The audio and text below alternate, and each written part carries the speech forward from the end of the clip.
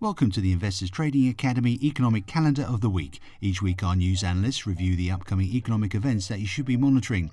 Rate decision in the UK and Canada, employment data in the US and in Australia, US producer prices, inflation data, retail sales, consumer sentiment. These are the main market movers on Forex calendar.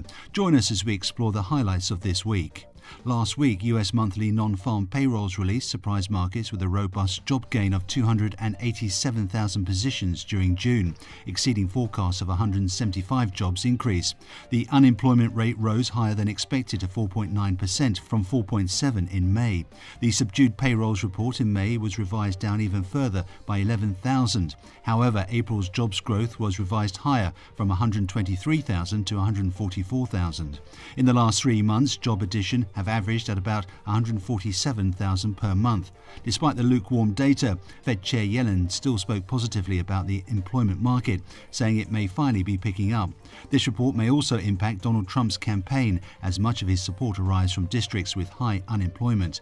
Looking ahead, we can finally say with a degree of certainty that the Bank of England meeting will prove to be an interesting one.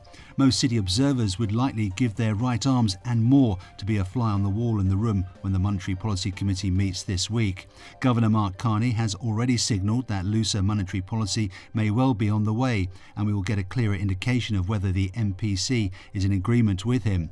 Also on the list for this week will be the Chinese data, which makes a welcome return. Ongoing yuan devaluation has more or less escaped the notice of markets, fixated as they have been by Brexit, but it does throw up some interesting possibilities in the weeks to come. Equity news begins to build intensity this week as US earnings season gets underway. Once Alcoa has reported on Monday, and everyone has done their level best to read into one earnings report as much as humanly possible, attention will shift to the US banking sector.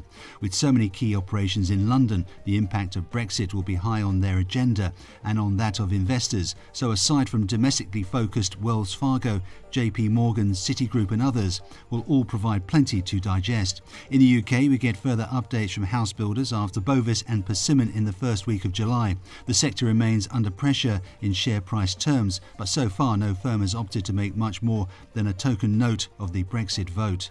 With Burberry, ASOS and Supergroup on the list for the week as well, it promises to be an interesting time for followers of fashion, but Burberry's trading update should contain some references to the impact of a weaker pound, while also providing colour on the state of the Chinese economy.